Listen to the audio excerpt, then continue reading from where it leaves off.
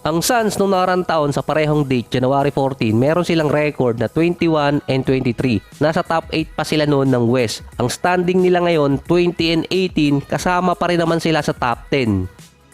Kailangan nila ng 3 panalo para makaabot sa number 6. 2 games naman or 2 panalo ang hahabulin sa kanila mula number 9 hanggang number 12 para maagaw yung number 8. Kasi nga kailangan yun sa play-ins para sa twice to beat.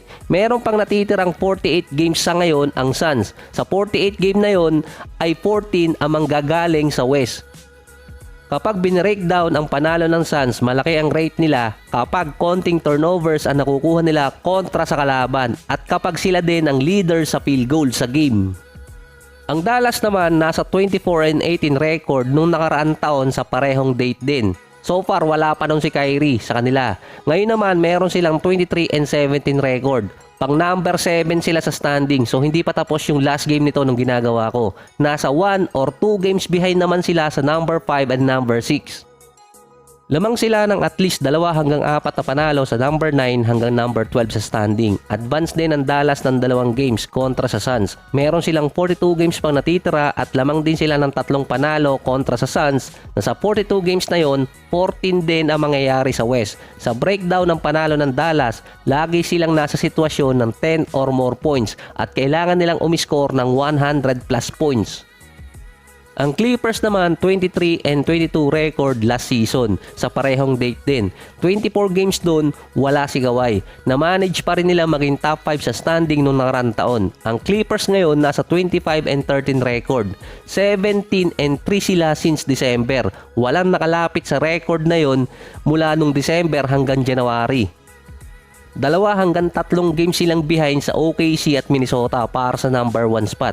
Kung hahabulin naman sila ng top 7 hanggang number 12, nasa 4 to 9 games ang kailangan nilang magawa bago mahabol yung Clippers. Yung Pacific Division, dun kasi nagkakatalo minsan sa standing. Ngayon, nahati kasi yun. 2 teams ang nasa Pacific ang kasama sa top 6, isa sa top 10, at 2 naman ang below dun. Sa Pacific Division ang naglalaban pa sa ngayon para sa number 1 spot sa kanilang division, Clippers at Lakers. At yung division din na yun, mga star-studded ang nasa lineup nila. 3 sa 5 teams ang nasa division ang 20 wins na. 2 ang hirap umabot sa 20 wins, Lakers at Golden State. Yung isa pang dahilan doon, yung Minnesota, OKC, New Orleans nasa top 6 ng standing na magtatagal pa sila doon. Yung New Orleans medyo dikit sa Dallas at Suns. Pero ang nag-mess up talaga ng standing sa West para sa sinasabi mga star-studded na team, Utah Jazz. Meron silang 15 and 7 record since December. Sila yung pumapangalawa sa hottest team dito sa West kasunod ng Clippers. Andyan pa yung Houston na kasama din sa top 10 ng standing. Niyari pa ng Utah Jazz ang Lakers ngayon na naging 7 and 1 record sila so far sa January behind Clippers. Hindi pa nakakaabot ng 20 wins ang Golden State at Lakers ngayon. Mula nang lumipat din si Jordan Clarkson sa second unit, 10 and 2 ang record ng Jazz. Nasa average siya ngayon ng 20 points, 4 rebounds, 5 assists per game sa last 12 games. Sa parehong date din noong nakarang taon, 22 and 24 record ang Jazz. Nag-aagawan din sila noon sa top 10 sa standing. Ang pinagkaiba nga lang noon, ang Jazz nananalo nung umpisa ng season. Kumpara ngayon, napapasok yung trade deadline, dun sila nananalo.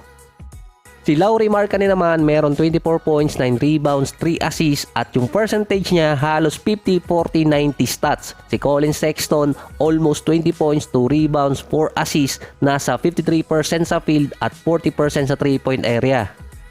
Sa game pa ng Jazz versus Lakers, si Markkanen meron 29 points, 10 rebounds at 5 assists. Si Sexton nasa 27 points, 4 rebounds at 5 assists din. Susundan ni Clarkson na 21 points, 4 rebounds at 4 assists. Sila yung 3 big player ng Jazz ngayon na kumakana ng mga teams dito sa standing. Hindi lang West, pati rin sa East.